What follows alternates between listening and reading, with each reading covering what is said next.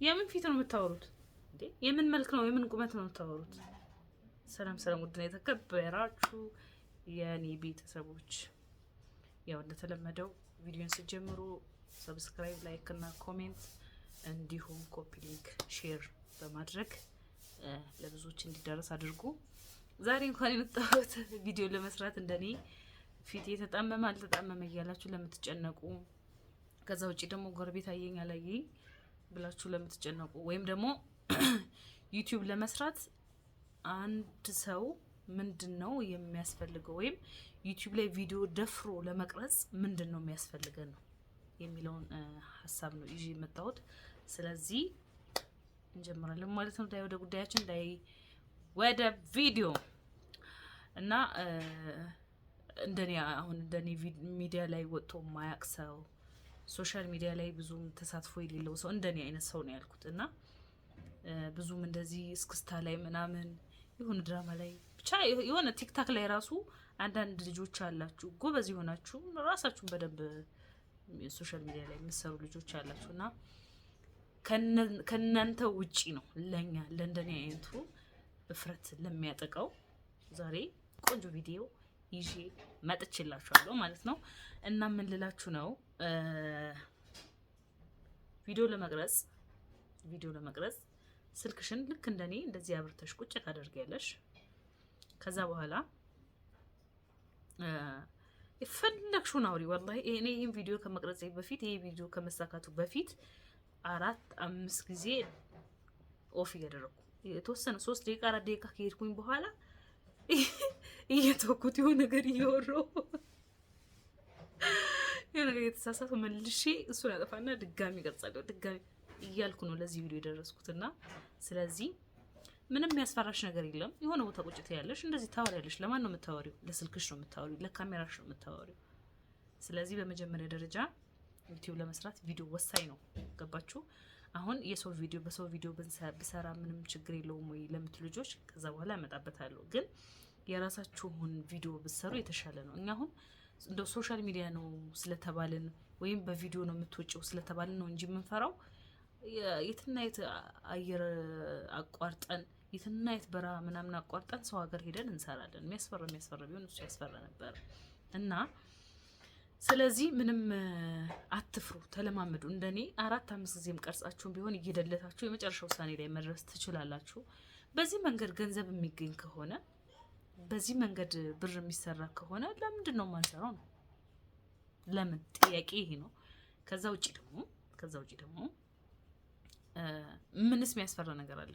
ምንም እኮ ወላሂ ምንም አላህ ከሰጠን ነገር ላይ ምንም ቅንጣት የምታል ነገር የሚያስፈራን በራሳችን ማንተማመንበት ምንም አይነት ነገር የለም።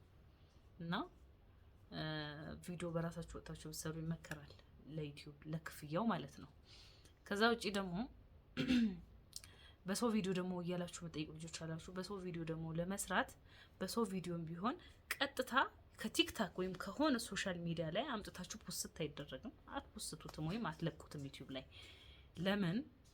ያንን ዩቲዩብ እንትን አይለውም አይደለም አይቀበላችሁም ሳይሆን ገንዘብ ግን ተከፋይ ያደርጋችሁ። ምክንያቱም ያ ሰው ያመጣችሁት ለምሳሌ አሁን የሆነን ሰው ፔጅ አምጥታችሁ ብትለጥፉ ዩቲዩባችሁ ላይ ኮፒራይት ይባላል። ኮፒራይት ማለት ሰው የሰራው ስራ ማለት ነው። ሰው የሰራውን ደግማችሁን የሰራችሁ ነው። ስለዚህ ዩቲዩብ በዛ ቪዲዮ ለዛ ሰው ስለሚከፍል ኮፒራይት ይሰጣችኋል። ባይሆን ምንድነው ማድረግ ያለባችሁ? አሁን ከዚህኛው ቀደም የነበረው የለቀቁት ቪዲዮ ስለምንድነው የሚያወራው? ስለ አዶናይ ስለ ለንደን ቆይተው ነው የሚያወራው። ስለዚህ እሱን ከቲክታክ ላይ ያመጣው ኤዲት አደረኩት። ኤዲት እንኳን ባታደርጉት ጎን ለጎን እናንተ ካላችሁ ምንም ችግር የለውም። ስለዚህ የሱን ሀሳብ የሱን አይዲያ ተቀበልኩና የሱን የተወሰነ አጭር ስለሆነች ቲክታክ ቪዲዮ ካለቀ በኋላ የራሴን ሀሳብ አስቀምጫለሁ። ገባችሁ አይደል? ስለዚህ እኔ የራሴን አካትቻለሁ ማለት ነው። ስለዚህ ዩቲዩብ አሁን ምንድነው ሊያስብ የሚችለው በዛ ቪዲዮ ላይ ሀሳብ እንደሰጠው ነው እንጂ የሚያምነው ቀጥታ የሰውን ቪዲዮ ወስጄ እንደሰራው አይደለም የሚያምነው።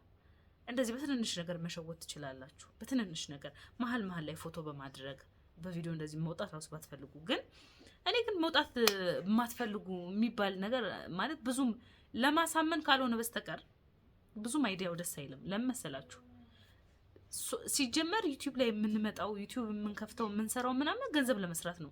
ስለዚህ ዩቲዩብ የሚፈልገውን ነገር ላናሟላ ከሆነ መጀመሪያውኑ መምጣት አያስፈልግም።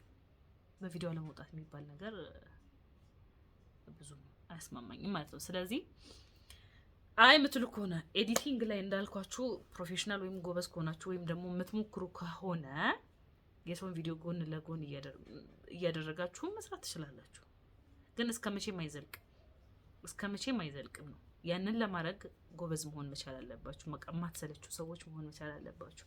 የሆኑ ሰዎች ይሄን አወሩ ብላችሁ አምጥታችሁ ታጋርጋችሁ መስራት የምትፈልጉ ከሆነ ይቻላል። ግን ከካሜራ በስተጀርባ ሆኜ የሚለው ነገር ከፍራቻ ጋር ሳይሆን ከውሳኔ ጋር ከፍራቻ የራቀ ውሳኔ። ለምሳሌ ፈርቼ ሳይሆን እኔ ከካሜራ በስተጀርባ መሆን የምፈልግባቸው የራሴ ምክንያት ሊኖረኝ ይችላል። ያ ማለት ምንድን ነው?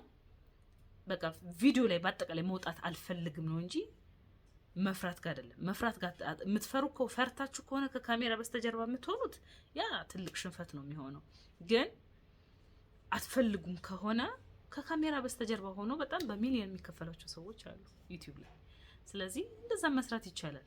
ግን ደግሞ አሁን ለእንደኔ አይነቱ አዲስ ለሚሰራ ሰው ደግሞ የምመክረው በቃ ፊት ለፊት መጥታችሁ ፋይት ማድረግ ነው። ወላሂ መጋፈጥ ነው። በቃ መጋፈጥ ነው። ከዛ የተወሰነ ያህል ስቴፕ ብንለፋ ነው። ከዛ በኋላ ውጤቱ ቆንጆ ይሆናል።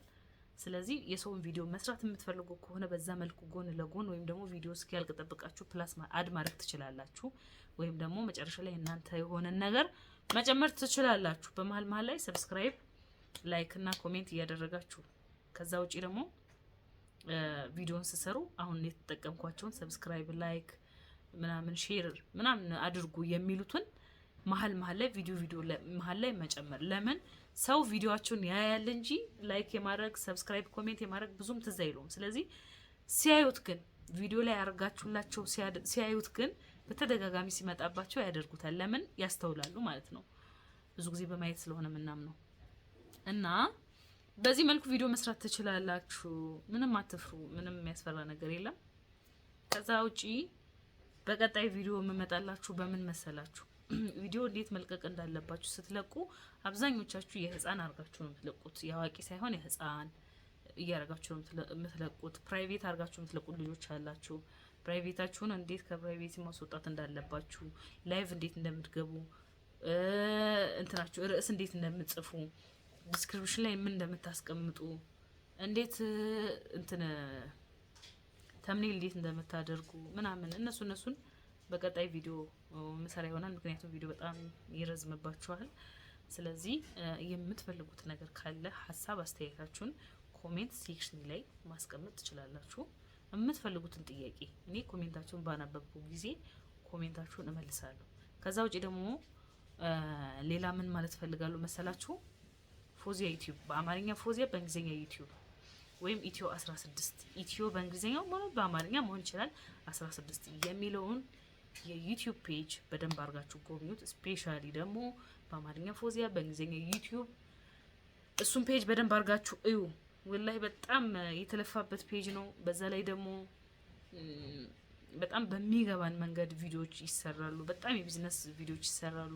በጣም ብዙ ነገር ውስብስብ ባልሆነ መንገድ ለኛ በሚገባን መልኩ ቪዲዮ በጣም ስለ ዩቲዩብ በጣም ብዙ ቪዲዮ 500 ምናምን ቪዲዮ ደርሳለች እና አብዛኛው ከ500 50 እንኳን ቢሆን ስለሌላ ነገር አላወራችም። እና በአማርኛ ፎዚያ በእንግሊዝኛ ዩቲዩብን ሰርች አርጉና እዩ።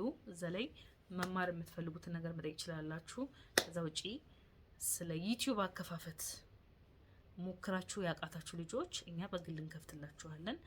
በኢትዮጵያ 5000 ብር ያስከፍላል። ያንን መክፈል የምትፈልጉ ልጆች ዌልካም፣ ስልኬን አስቀምጣለሁ። የትኛውም ዩቲዩብ ላይ የትኛውም ችግር የሚያጋጥማችሁን ችግር መፍታት ማስተካከል ይቻላል። እናስተካክላለን ስንል ግን በነፃ አይደለም። ያው የአገልግሎት ክፍያ ያለው። ምክንያቱም እንደምታውቁት ነው፣ ጊዜ እንደምታዩት ነው። ብዙ ነገር ሎዝ የምታደርጉት ወይም የምታጠፉት ነገር አለ እና መስራት እንደመቀመጥ ቀላል አይደለችም። ስሩ፣ በርቱ፣ ተበራቱ ላለው መልካም ቆይታ